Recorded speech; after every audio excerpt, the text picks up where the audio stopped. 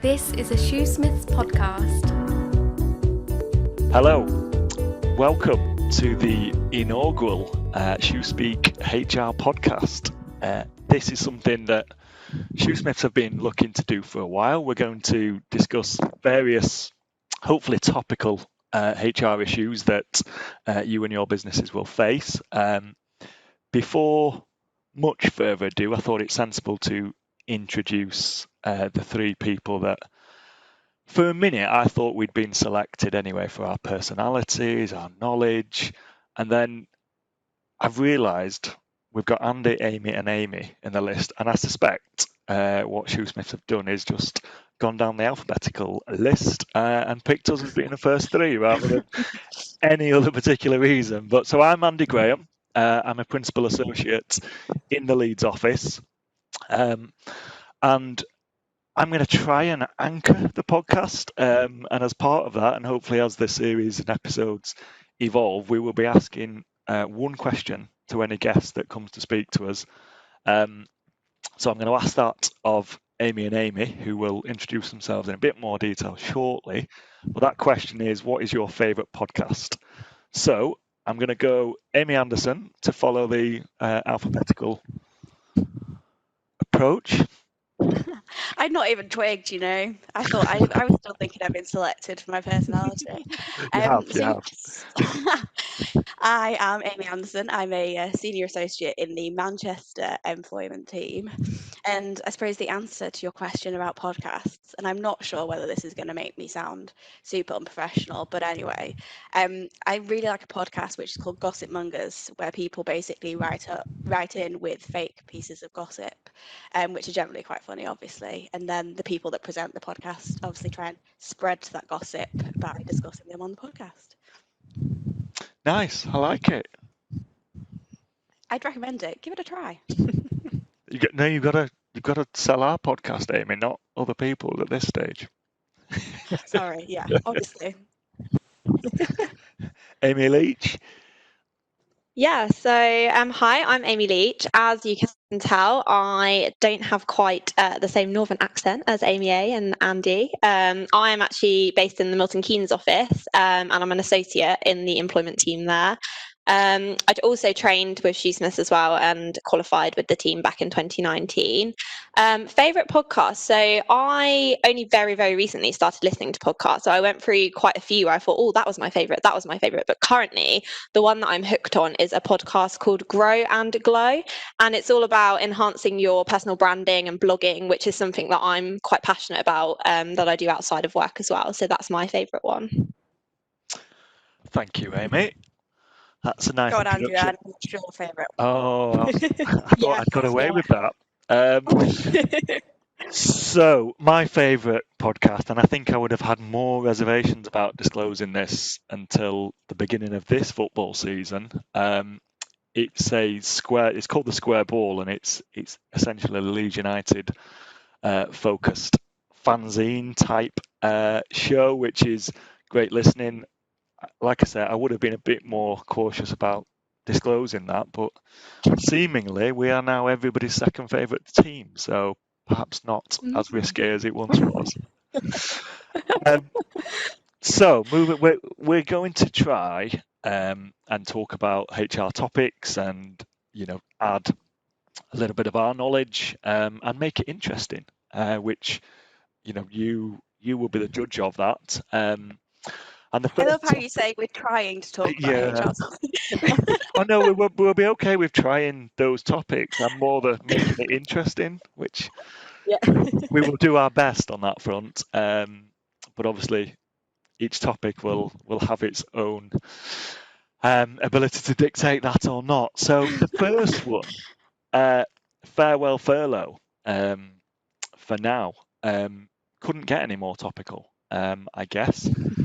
Us doing this the day after the government announcing its job support scheme. Now, clearly furlough remains with us until the end of October, and is something that lots of businesses are still utilising and will still continue to utilise. The question will now become, and I'm sure lots of business leaders are out there with their calculators looking to work out whether actually the job support scheme will work.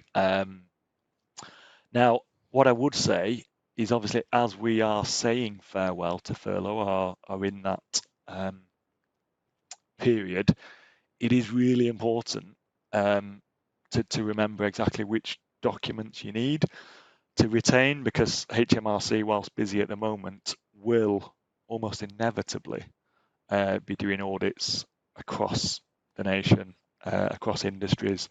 There's been various reports that some organisations are giving furlough money back because they've actually performed better than they had. And then equally, there's the more negative reports that lots of businesses have been fraudulently claiming and will have to give it back, whether they like it or not, and perhaps get a fine along the way. So it is important that whilst every business says goodbye to furlough, that they make sure that ducks are in a row, so that as and when and if the HMRC audit comes along, it's not too an arduous task.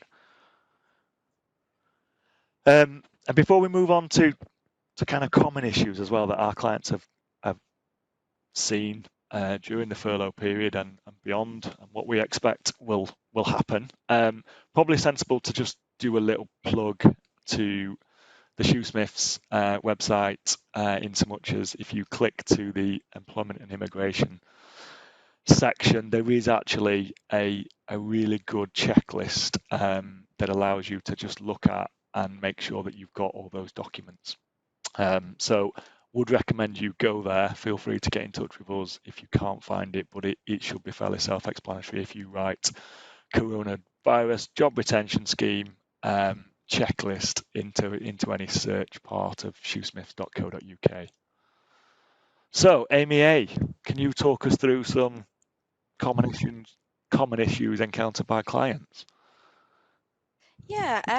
Well, we were obviously talking before the podcast and just having a quick catch up about kind of what's been going on over the last few weeks. And I think generally, I've been relatively, she says, quiet on the furlough front for the last few weeks. I think everyone was kind of getting to grips with it, knew where they were going with it. And obviously now the new scheme has been announced. But I think from a furlough perspective, there was nothing particularly technical about no particularly technical queries about how the scheme was working. As I say, I think people had kind of got into the swing of things. But I think where, like you've touched on, where the queries are going to come from, I think, is going forward with people getting their HMRC audits or checks about whether or not they've been using the furlough scheme properly. And I think also certain businesses discovering that perhaps when they've been telling employees not to work, obviously because that was a term of the furlough scheme, that they do actually realise that people have been working when they didn't think that they were, which obviously would then put them in a difficult position for the purposes of making a claim under the furlough scheme. So I think there's obviously a couple of angles to that. I think from a HMRC point of view, the question is about doing your own kind of internal audits, understanding whether or not there has been a problem with the way in which you've calculated or the way in which you've paid furlough, and then deciding if it's appropriate to self-report to HMRC. And then I suppose from a more internal perspective, is there a potentially disciplinary angle here with people not doing what they're meant to be doing, or people encouraging people to, managers perhaps encouraging people to work on furlough when they shouldn't have been doing that. So I don't know whether you guys have had any. On that topic, Amy, do you think there is a bit of a you and us culture, those that have been furloughed, those that haven't? And I think it will also extend into the period where we are now, in so much as some staff are having to go to work, others are able to work from home. And have clients been feeling that? Is that something that you've heard of from clients? Because it's certainly something that I've heard of rumblings of, and I guess businesses will have to look to engage their workforce across that different landscapes. Yeah, definitely over the period of the furlough scheme. I think when businesses at the outset put a lot of people on furlough and then started to want to bring people back in, depending on kind of business needs, I think that did create some issues across the workforce with people, I think, wanting to remain on furlough either because they were quite enjoying being on furlough or because they weren't comfortable about going back. And then I think the contrary with people that are still being asked to work, feeling that actually they wanted to be on furlough. And I think it was I think there was generally a feeling that the people that were working kind of almost wanted to be on furlough, and the people that were on furlough wanting to be working, and that creating or wanting to be working, and that created a bit of disgruntlement. Yeah, it's such a tough area as well, isn't it? Because certainly everybody's personal opinions and willingness to go to the office or not, everybody's own health issues, everybody's own family dynamic, is just so different. So it makes that challenge for HR and managers a tough one, to be able to traverse, I guess. Yeah.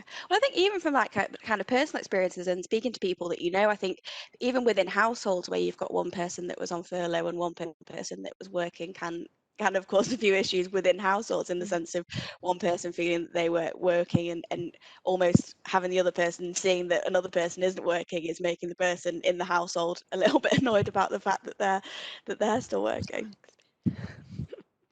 And Amy L as well, I know you were personally had a period of furlough leave. How did you find that?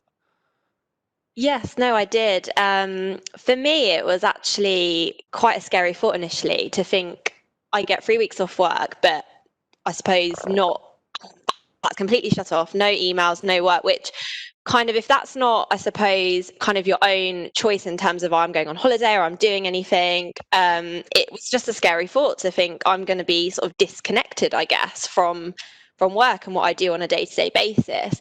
I found that sort of in the middle of furlough, I had quite a lot of communication with like my supervisors and with the firm, which was great, because I think that's one of the things that I have heard through clients is that employees are potentially feeling a little bit left out or forgotten, especially if they've been on furlough for a long time. So communication, I think, in all of this, to be honest, is key to trying to keep that relationship going, even if your employee is not physically working at that point in time. And just to touch upon what you said as well in terms of in the household. So before my furlough stint, in my household, there's about sort of 5 of us adult wise living there, and I was the only person able to work from home. So everybody else who wasn't was either on furlough or somebody worked in a school, so they were off. So I kind of had a little bit of that feeling where I was sort of every day getting up early, going to my desk in my room to do my work, and kind of the rest of my household were out in the sunshine, lapping up that lovely weather we had back in kind of April and May.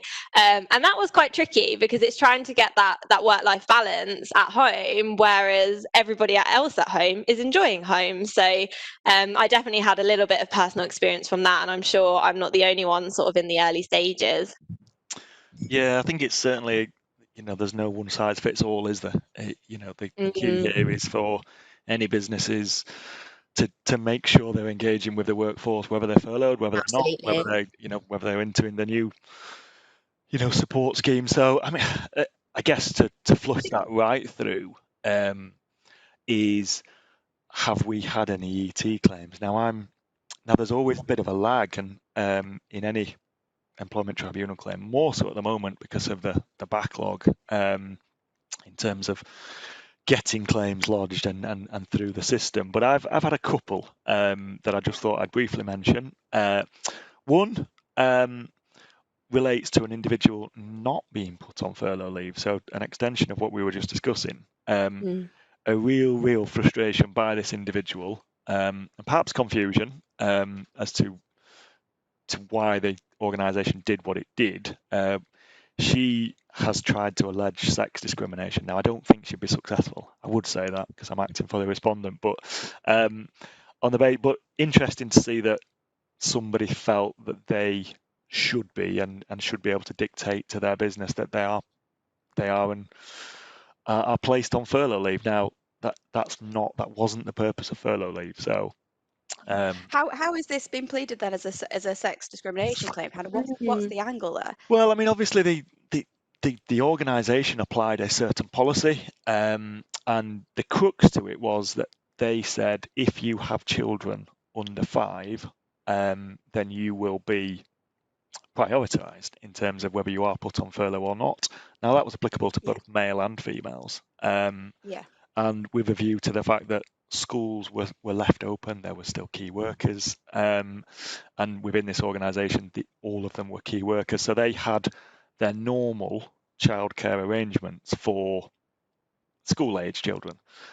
But lots of nurseries were initially closed, and so that was the problem, and that the organisation was doing its best to help its workforce through, which was a tough time for everybody. So the individuals, the claimants' children, were 8 and 15, I think, so above the under 5 criteria. So the claim is a little bit complicated to work out where she's coming from, but it seems to be sex discrimination because I've got children over 5, which obviously won't wash in a tribunal because that's not a genuine protected characteristic. So I am confident of success. We will have to see over time whether that is. I was going to say it does sound difficult to understand how the claim is where the claim is going to come from on the basis that the policy was applied equally to men and women, and that equally men and women can have children that are over 5. Yeah, so I mean, she's a litigant in person, so we shall see where we get to on that front. And then the other one, and this was an interesting one actually, and it's a bit of a tenuous link to furlough, but nonetheless relevant, I think. An employee essentially approached a customer and explained that you haven't got a mask on and you need to put a mask on. This led to an argument between customer and employee, which led to eventually a physical altercation. And clearly that wasn't acceptable in any way, shape or form. So the individual was dismissed for gross misconduct and is now bringing a claim related to that to say that that was unfair. So I guess the key takeaway point there is it is making sure that if you have a workforce that are dealing with the public, that you have certain rules and guidance in place to make sure how that issue is addressed. I've seen it, people self-policing in the streets and bars and restaurants, and people reacting in a not too kind way. There's reasons why people aren't wearing masks and everything else, and some people will take advantage of that. Others will have a proper, genuine medical problem.